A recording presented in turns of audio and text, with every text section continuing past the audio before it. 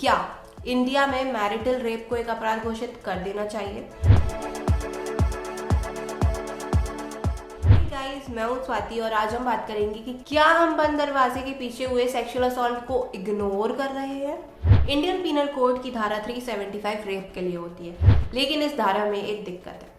इसके हिसाब से अगर किसी भी महिला का रेप उसका पति करता है और उसकी महिला की उम्र 15 साल से ऊपर है तो इसको रेप में नहीं गिना जाएगा।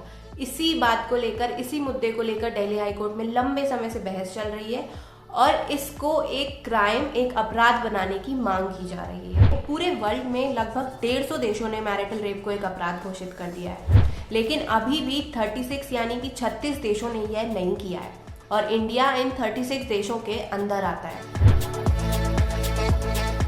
देश में लॉ के होने से मुजरिम के मन में डर होता है और एक महिला सुरक्षित महसूस कर पाती है।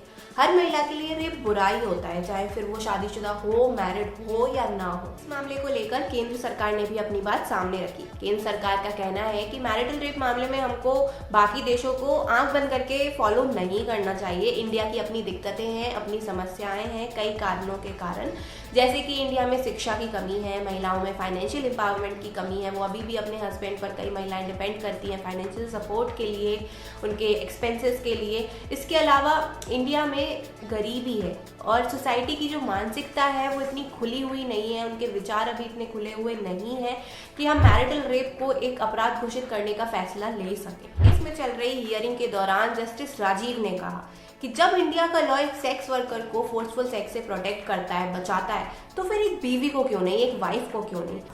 इस मामले को लेकर एडवोकेट आभा सिंह ने कहा कि मैरिटल रेप 4 दीवारों के पीछे होता है, इसका कोई चश्मदीद गवाह नहीं होता है, इसमें सिर्फ एक बीवी की गवाही होती है उसके हस्बैंड के खिलाफ। इसको लीगली लॉ के हिसाब से प्रूफ करना बहुत ज़्यादा मुश्किल हो जाता है, जिससे मैरिटल रेप मामला और ज़्यादा कॉम्प्लेक्स हो जाता है, क्योंकि समाज में लड़कों को हमेशा से बचाया गया है। जब भी किसी लड़की का रेप होता है उसमें लड़की की गलती सबसे पहले ढूंढने की कोशिश की जाती है कि वो किसी लड़के के साथ बाहर गई होगी, या फिर उसने छोटे कपड़े पहने होंगे, या फिर वो बहुत रात को बाहर निकली होगी। लड़के की गलती को हर तरीके से पीछे करने की, छुपाने की और दबाने की कोशिश की जाती है। उसको, महिला को हमेशा से छोटे से ही, बचपन से सिखा दिया जाता है कि तुमको पीछे रहना है, सबके बंद दरवाजे के पीछे रहना है, नीची आवाज में बात करना है और गलत को सहते रहना। एक महिला के लिए तब आवाज उठाना सबसे मुश्किल होता है जब रेप करने वाला उसका खुद का पति हो, हस्बैंड हो।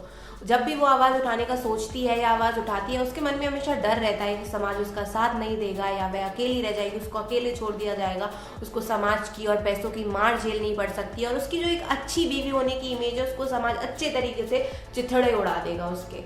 आजकल डाइवोर्स केसेस बढ़ने का एक कारण है महिलाओं का आवाज उठाना। पहले महिलाएं चुप रहती थी, पीछे रहती थी, कुछ ज्यादा बोलती नहीं थी, सहती रहती थी, पर आजकल महिलाएं जानती हैं कि उनके साथ गलत हो रहा है और उन्हें इससे बाहर निकलना है और उन्हें इस परिस्थिति में नहीं रहना है।